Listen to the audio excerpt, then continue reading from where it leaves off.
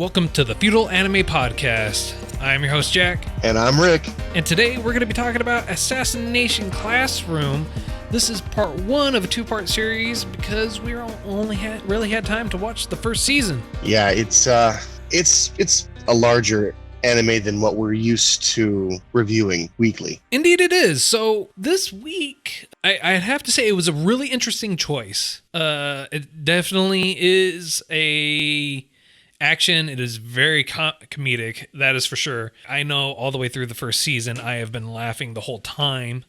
What about you? Well, my memory of it is at first shock and just kind of weirded out because the main character is, I apologize, not the main character. The teacher is this alien looking thing that reminded me a lot of tentacle things that Japanese people are famous for. Well, you know what? I mean, like, honestly, when I was first looking at it, I was like, yeah, there's going to be some next level tentacle rape going on here. I am glad to say I was mistaken. I am glad to say I was mistaken. Yeah. Where is this going? I don't know. How many arms does it have? Oh, God, no. It was definitely not Boku no Pico style stuff. Thankfully. Thank God. So basically, the premise of this anime is a mysterious creature chops the moon into a permanent crescent shape. As a result of, basically just wanted to show how awesome and strong he is, because he is quite literally the most powerful being, or if you want to call him that, a being, in the world. He is then giving the world a chance to actually kill him. And the world obviously takes him up on this opportunity. The catch is he is going to teach a group of misfits that are at a class called the E for End class. And they are third year students that are basically isolated for having really bad grades. And so they are basically ostracized and forced to be in really subpar conditions. He is going there to teach them, and their whole job is not only to learn and graduate like normal high school or junior high students, they're also supposed to assassinate him. And whoever assassinates him gets 10 billion yen to whoever assassinates him. That's B? Billion? B is in billion. B is in boy. Wow. So yeah, you get 10 billion yen. Now, obviously, this bounty is open to anyone at all, and so other people do try to assassinate him, but the government allows him to actually teach these students because, one, it gives the opportunity to be able to monitor him every day, and it allows them to be able to track his movements and be able to see, or gives them the best opportunity to be able to assassinate him. The condition is that he is not allowed to hurt any of the students. That is the only condition. And he agrees to this because he doesn't need to worry about anyone really hurting him. Now, the government supplies them all with weapons and tools they will need to be able to attack him. So guns, both semi-automatic and automatic, and knives, which won't really hurt us as humans, but it will hurt him because they are made of special materials, at least the BBs and the knives are, made of special materials that are specifically designed to destroy him. So while it may not hurt you or me, it can blow off one of his testicles. Now he does have rapid regeneration, so you basically have to go for the kill shot on the first go, otherwise it's kind of a moot point. The design of him is he's got several tentacles. The trick, the cool part is the more damage the tentacles receive, the slower and less capable he becomes before regeneration. Now, the end game of this is that class is tasked with assassinating him by March. Basically, for the school year for them. If you don't do it by March, that's it. The world is over. What he did to the moon, he will do to the earth. And that's it right there. That's your whole story. It's pretty straightforward in it. So he's super happy. It's super funny. It has a lot of comedic value. I find myself laughing a lot through this anime simply because of the comedic values of it. And you learn about all these characteristics and traits that he has too. Yeah, it turns out he's teaching them how to become assassins because he proclaims to be the world's best assassin. And he's teaching, and throughout the anime, you'll find that they are introduced to tradesmen, if you will. Certain teachers, government sanctioned teachers, if you will, that are spies and assassins themselves, and they're also trying to teach the kids how to kill the teacher and to use any means necessary to kill the teacher. Yeah, basically, it's turned, and the name of it kind of holds true, Assassination Classroom. So they're learning valuable everyday skills, but they're also learning how to be proficient silent killers, and which it's a unique spin, but basically, it's what the world in general frowns upon. It's having been basically militarized children. It's like, yeah, that's not really cool. But you know what? In this situation, it's pretty funny. And by the way, they're all going to be deadly assassins. Yeah, and you don't think they kill anybody in season 1 or season 2 for the matter, but we'll review that next week. But yeah, no, they don't kill anyone. And that's one of the things that I really find endearing about this is that he definitely pushes to prevent them from actually assassinating or killing anyone. In fact, he doesn't even like them having real weapons at all because of only this. Weapons that can damage him. Yeah, he is fine with that. But as for hurting other people, as for murdering them or placing other people in danger, that for him is a taboo. He does not want anyone else actually being killed or murdered or hurt himself. Yeah, and it also puts a unique spin on it to where, at least in my opinion, he is okay with people inflicting pain upon himself because he feels he can take it. But he does not, while he's even training these kids to be like fully fledged assassins, he doesn't want to scar them mentally by actually having them, bloody their hands, so to speak. Indeed. And, well, why haven't they been able to kill him? I mean, like, as a ridiculous speed and everything like that, it's like there's plenty of opportunity throughout that you feel, anyways, throughout that you could kill him. Like, there's plenty of opportunities where you feel like this is like the prime opportunity to do it, but they don't. And you really learn that even in those opportunities where you feel like it is an inopportune or the prime example of a moment, it's easy to forget that his senses, his everything are just so heightened and his speed and capability is so astronomically high that you have to have this basically the planets have to align perfectly for you to be able to kill him, and the planets have not aligned perfectly for them to be able to kill him. At all. It's very funny. A little bit of a running gag is out of nowhere, someone will just open fire with like a machine gun style BBs just thrown at him. Or they'll even just like randomly, they'll be sitting there talking to him and you'll just see their hand pop up with a knife and try to stab him and he just holds it and they're having a full-on conversation about whatever classwork. Yeah, and now what's really cool is there was a very specific scene in the first few episodes where our main character, I can never pronounce their names. I want to say Nagisa. The main character is going up to Koro-sensei, and he's got a grenade strapped to him. And he was put up to it by the other people in the classroom. But Koro-sensei actually takes the damage of that grenade to prevent Nagisa from taking any damage whatsoever. Actually, he doesn't take any damage. And the reason why he was able to get so close and do this is because he was, and they make this reference a couple times, Nagisa is able to actually hide his bloodlust, his want to kill, and just seem completely at ease and normal and nonchalant. And he's walking up, and he distracts him by basically swinging a knife at him, and it distracts him. And then he jumps up and grabs Koro-sensei, and Koro-sensei is the octopus creature. That's what the students actually decided to name him. And at that point, the guys blow up the grenade. Now, once a month, Koro-sensei is able to shed. He molts. It's his basically ace up his sleeve type of deal, and he's able to protect Nagisa from the explosion, so that way he's not hurt at all, and he's also able to protect himself at the exact same time from this blast by being able to move at 20 Mach out of the way just in time. So he's able to protect not only himself, but Nagisa. But because they use Nagisa as basically a suicide bomber, it pisses him off to absolute lethal limits.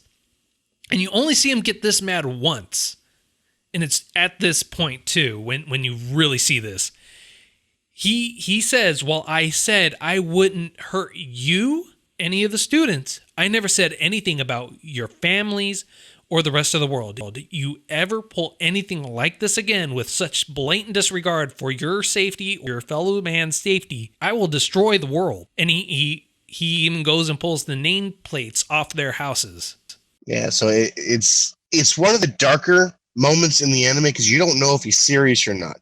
He obviously has the capability. It's that uncertainty because it's still enough in the anime that you don't have a feeling for the real sensei, the real who he actually is. And he is serious. And he even tells him, he's like, no, this was a great plan. I'm really happy you all worked together like this. I just don't like that you didn't have any regard for his life. And I'm upset that you didn't have any regard for your own life. You should. And that is the point of it. He's happy that they were able to work together. He was really happy they were able to work together.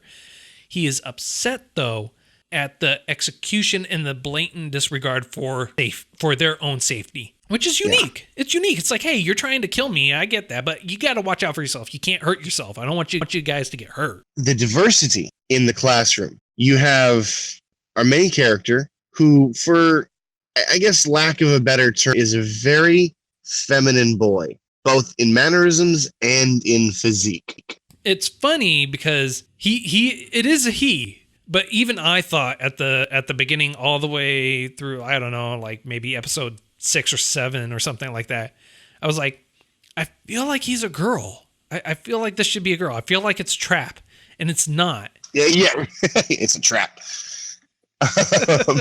Yeah, but yeah, no, it's 100% not. And they do make light of this as well in the series, which I absolutely love. A little bit later on in the series and in season 1, he actually has to dress up like a girl and act like a girl for a mission to succeed.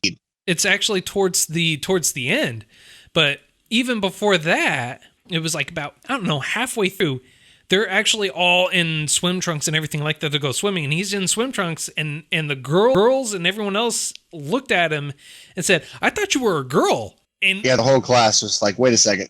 Yeah. Hold up. Wait, no, this is not right. Where's your bathing suit? Oh shit, you're a boy. Okay. Never mind. Yeah. Not hanging out with us anymore. So, but yeah, no, it's so the one of my favorite characters in the whole anime. Now, my number one favorite is the teacher. Hands down, he rocks. My second favorite is Karma. And that's mainly because he's the cool kid who tries a little too hard to be distant.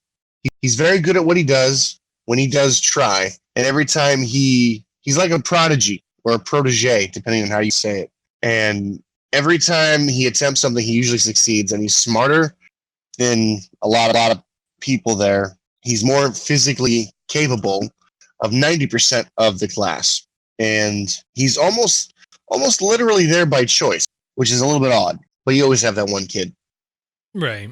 He is highly intelligent and he is very violent but he starts kind of relaxing a little bit, I feel, especially towards the end, almost to a comedic point as well for his violence as to how he is. Yeah, he definitely does change because I feel that he changes, and almost every student does change because of the capability of their teacher. They have yet to meet someone who was better than them in almost every aspect, probably in every aspect. But it goes back to the whole Goro Sensei being a amazing teacher. He's an assassin, yes, but he's also very well versed in everything else. I guess you can't get to number 1 without having to know everything. And they make this they make this reference too, because you also have 2 other teachers that are also introduced in through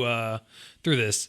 You have Tadomi And then Irana, which Irana is, and part in the language, but her name throughout this is no longer Ivana or Irana. It's Professor Bitch because of how Yup. she is. She is an elite, high class assassin, and when Kuro Sensei was not there, she was a bitch towards them. And so the students said, "Well, you know what? That's your name then. Since you want to be like that, that's going to be your name." And so she, because she knows 8 languages, she knows how to infiltrate situations and everything like that due to her high caliber of being an assassin. She's actually teaching the students how to be assassins in more ways than just what Koro Sensei has been allowing them to learn. And it's the same thing for Todomi. Todomi is one of the government officials who's high ranking for the Ministry of Defense for them, and he's teaching them how to be physically fit and fight and self-defense and everything like that for their classes. So he's their phys ed teacher, and then you have Irana for their English class and literacy for them. And so they're all taking opportunities to not only train these kids, groom them into being killing machines or assassins, but they're all looking for every opportunity they themselves can to assassinate Kuro Sensei. And you even have other countries trying to get in on this as well. And the funny part is, I say that a lot, but it's just humor after humor after joke or joke, and they almost all hit their mark. But going back to my point, no matter what they throw at him, he's able to counter with ultimate ease. For instance, they send out these like super bombs, like rockets coming after him, and he picks them up and goes, "Oh, hey, here you go." He showed out the place. "This is yours. Don't drop it now. It's still a live explosive." Yeah, like he comes back to class and is like, "What do you have in your hand?" "Oh, the Japanese military was waiting for me over the China Sea. So I decided to bring back a little souvenir with me when they shot this at me." It's like, "Oh, well, that's an explosive rocket." And it doesn't matter to him. Because of his speed, he's going to like China or Italy or all these other places for a dessert. Like he jokes about having gelato. He's like, "I had to fly in the upper atmosphere at that sub-zero temperature to make sure this gelato stayed perfectly cool and wouldn't melt back on my way back from Italy." It's like, all right, well, that's random, but okay. He's also a perv. He's like super pervy too.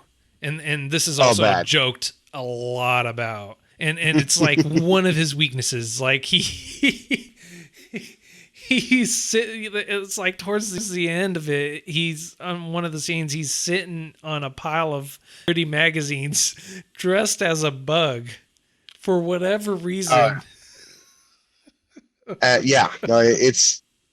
It's kind of cool because the kids actually like take note of his mannerisms. They start to understand what different colorations look like, because just like an octopus, he's able to change his color and camouflage or not camouflage, for that matter. And it's kind of funny because they're able to decipher what this means, what that means, what this means. And I notice when he looks at nudie mags, he turns like bright red, like he's like blushing almost. Yeah. And he's more vulnerable in these particular times, and he's absent-minded when he's got this going on, and they start to attack. Yeah, even at those times, he's still aware enough to be able to defend himself. And that's why even during those times, they don't attack him, because they know it's going to be kind of a futile point at that time, too. But not just that. He does this on purpose. He creates a pattern on purpose, hoping that they would catch on and hoping they would see this. Right.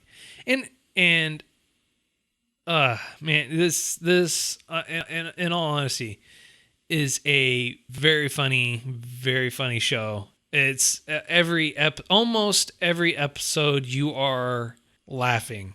I'm always finding something to laugh at, mainly because of how Kuro Sensei is. It was like they truly make him a great comedic character that everyone's trying to kill, and he's happy about it in all.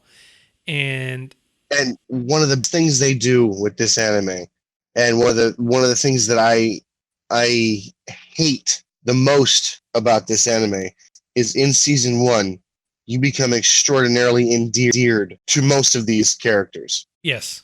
You start to create a relationship. Yeah, and he also throughout the whole series, throughout the whole season, is pushing them to be far better than what they are. He even tells them, "Hey, you know what? For these midterms, I want you to be in the top 50." And they don't read it because the principal for that school, he doesn't want them to reach the top 50. He wants them to stay in the lower class because he wants the other students to be afraid of being sent to the E class. But So to explain that particular concept, the E class is kind of like the dumpster fire of the school. They get everything worse off and ridiculed, and it's public notice. If you see E class in public, you are free range, and it is fully expected for you to disrespect them and treat them low, because their job in E class is to not like their time there and rise up and make their way out of E class. And everybody else's job is to make sure they don't sink low enough to become part of E class. and also to make sure that the people in E class stay in E class. So every time there's an advantage or something like that, it's given to the people that are not in E class. And if they have an opportunity to be able to keep them down in E class, they will do that. So they're not given any modern accommodations, basically no air conditioning or anything like that in their classroom. It's a rundown building. They're not even given really good teachers, if any at all. It's known throughout this whole thing. And with this Assassination Classroom, with Kuro Sensei, Professor Bitch, and Tadomi, they are teaching them, and they are literally rising up through the ranks, and they are become top full-fledged members in the school, even though they're in the E class. And it's upsetting everyone in that school because of how they are. They're like, yeah, I don't care. You can talk your trash about me. I'm in E class. Whatever. I'm having a great time. Little do they know they could kill each and every one of them. Exactly. Exactly.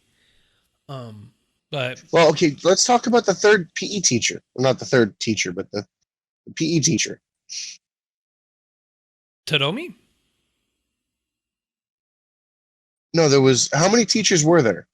Just those two and Koro Sensei. Unless you want to talk about the one teacher that was there for one random episode who tried taking over for Tadomi.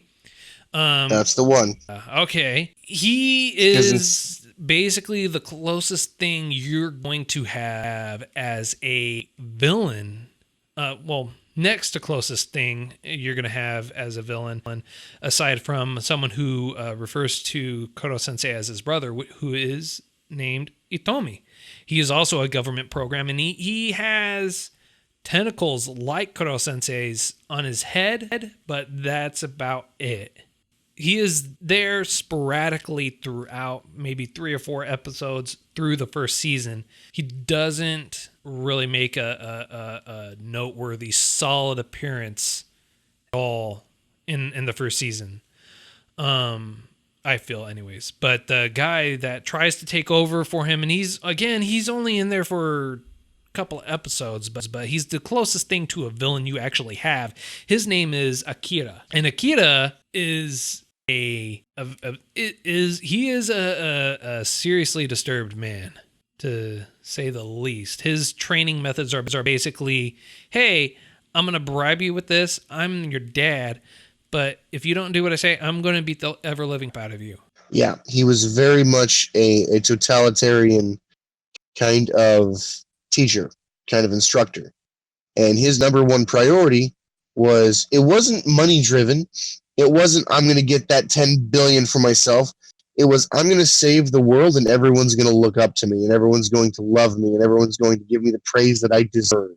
And he was a military man that got recruited into here to try to teach the kids to be better assassins, because he was boasting on how much better he was to the higher ups. And they're like, all right, fine, we'll give you a chance. Todomi and Akira actually know each other from the Ministry of Defense, and Todomi learns that Akira's training methods are very brutal. They injure the students because they're not quite ready for that kind of training yet. They don't have the experience necessary to make this work. What ends up happening is he ends up getting defeated pretty quick and easily. He's there for one episode, and then he is there at the very end of the first season. And at the very end of the first season, he snaps because he lost, and then he ends up losing again through a miraculous fight. And it's not like a super high-paced, action-packed type of fight. It's Nagisa is the one that actually defeated him the first time by being able to hide his bloodlust and then catching him off guard.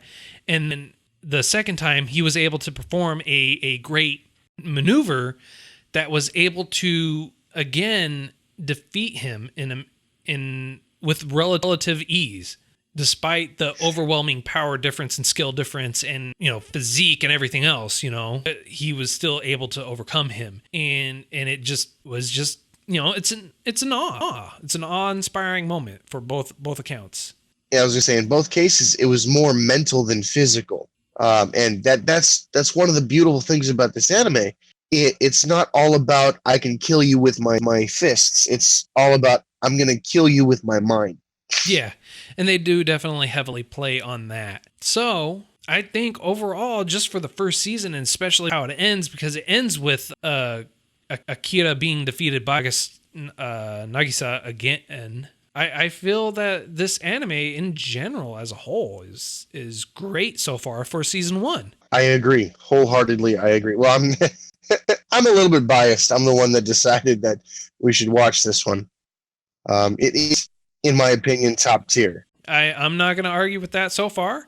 So just on the first season, let's give it a little bit of a rating for season 1. All right, so there are a few tweaks that I would have preferred in the first season. That mainly being the character development of the villain could have gone a little bit better, because you've got a military man who supposedly was one of the best and raising up and rising as high as they can, being defeated by a kid and then being the laughingstock. My frustration with that is, how did the rest of the community find out that he was defeated by a child? Nobody else was there except those 3 people. And, not those 3, but it was the students, Bitch Sensei, and his old buddy, essentially. So no one really told the ministry that had happened, and yet he became the laughingstock. So that's a loophole. But that's really my only gripe if I had to find one. So I would give it 4.5 out of 5 FAPs. 4.5 out of 5. Very nice. Yeah, 4.5 out of 5. I rant and rave about this because it is, in my opinion, that good. Season 2 arguably is better. Okay. I give this also 4.5 out of 5. Simply because I find this really enjoyable. It's very comedic. I'm not so much worried about the villain development, simply because of, it's not a main point of the story. The main point of the story, the main real villain is supposed to be Kuro Sensei, and he is a very lovable character. He is a very enjoyable character. So I feel this is a 4.5 out of 5, and the only reason why I'm not giving it a perfect 5 is because of the open ending, in which case I'll probably give it a lot better score for season 2, because you know me and my love for closure. Yeah, and you'll definitely be satisfied. Let's put it like that. Yeah, there's not very many moments at all throughout this whole thing where I was disappointed. If at all. So 4.5 out of 5. Next week we will be talking about season 2 of this, so that it'll be Assassination Classroom Part 2. Look forward to listening to us then. Feel free to reach out to us. You can reach us via email, feudalaanimepodcast@gmail.com. You could also tweet at us. We're a little bit social. We're on the Twitterverse, Feudal Anime Pod. And then, don't forget to subscribe to us or leave us a review and rating on iTunes. It would very much appreciated. Until next time. Later.